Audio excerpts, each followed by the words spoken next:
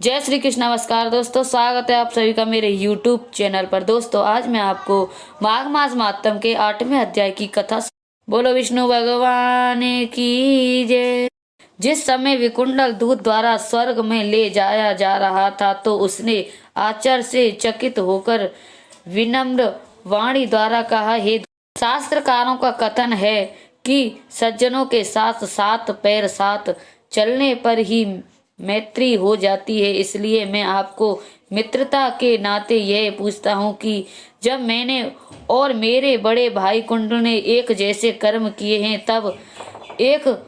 पापात्मा भाई को नरकों में डालकर दूसरे भाई को स्वर्ग में ले जाया जा रहा है। इसलिए इस वेद को ठीक तरह से समझाने की कृपा कीजिए। हे राजन, विकुंडल के यह वचन सुनकर मुस्कुराता हुआ दूत कहने लगा, यद्यपि तुम्हारा कहना सर्वार्थ सच है कि दो समान पाप करने वाले पापियों को एक जैसा ही दंड मिलना न्यायोचित है, परंतु कर्मों की ऐसी गहन गति है कि वह कई बार ज्ञानियों की समझ में नहीं आया करती है। हे वैसे अब मैं तुम्हारे स्वर्ग पहुंचाने जाने का कारण बताता हूँ, ध्यान देकर सुनो। यह तो तुम्हें ज्ञात ही है कि तुमने और तुम्हारे बड़े भाई ने साथ रहकर आयु भर केवल पाप ही पाप कमाए हैं, परंतु सौभाग्य से अंत में तुम तो अपने भाई का साथ छोड़कर यमुना के दक्षिण तीर पर बसने वाले महात्मा सुमित्रा के आश्रम में चले गए और वह वहां पर रहकर उनकी हरि कथा सुनकर स्नान आदि पवित्र कर्मों में संलग्न हो गए तथा तुम्हारा भाई व्यथाओं के साथ रहकर उसी तरह हिंसा आदि पाप कर्मों में रहता हुआ जीवन व्यतीत कर रहा था। क्योंकि तुमने व्रत नियमों से रहित हुए विधि विधान से जो माघ स्नान किए, सो एक से तो तुम्हारे सब पापों का नाश हो गया और तुम्हें स्वर्ग की प्राप्ति हो गई। यथापि तुमने सपने में भी स्वर्ग की आशा न थी, क्योंकि आपने तो अपनी समझ में कोई बड़ा भारी दान किया था और न कोई विशेष उग्र तप ही, परंतु तुमने हिंसा आदि सब अशुभ कर्मों का परित्याग कर अपने पिछले किए हुए पापों में पश्चाताप करते हुए न केवल माघ स्नान के सहित पुण्य कथाओं का श्रवण किया था, अपितु भगवान का नाम श्रवण भी किया था। इसलिए आपको स्वर्ग की प्राप्ति हुई है। हे वैसे जो कोई पापी से पापी मनुष्य भी आगे के लिए अपने सब पाप कर्मों को छोड़कर और शुभ कर्मों के सहित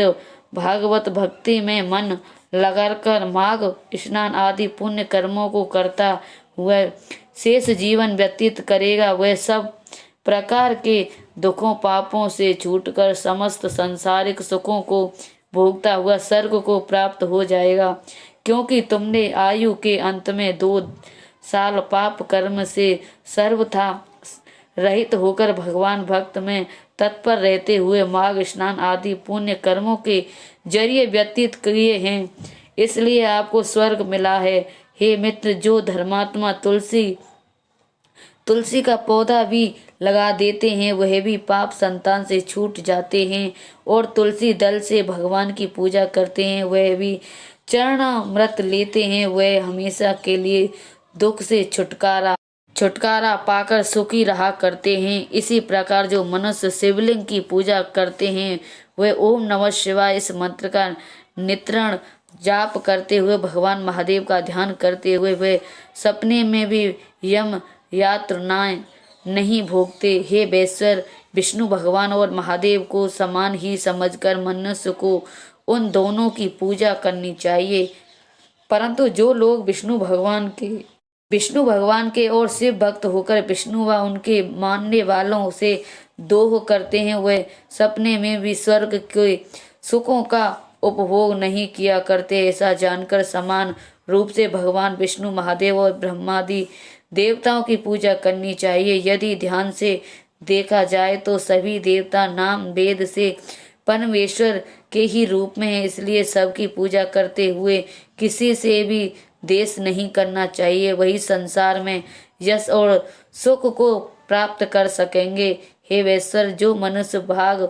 व पुष्पवाटिका लगाते हैं, वे पितरों, देवताओं और अतिथियों को पूजा करते हैं, वे स्वर्ग प्रजापति के लोक में जाते हैं, जाकर सुख को भोगते किया करते हैं। हे मित्र, जो अतिथि मध्याह्न के समय आकर उपस्थित हुआ हो, वह मूर्ख हो, पंडित हो, वेद पाठी हो व पापी हो, उसे ब्रह्मा समान समझकर उसकी श्रद्धा अनुसार अवभावगत करनी चाहिए, क्योंकि जो मनुष्य मार्ग के थके हुए व भूखे प्यासे को विश्राम देता हुआ उसे अन्न जल देता है, वह चिरकाल पर्यंत परलोक को में निवास करता है। बोलो विष्णु भगवान की जय।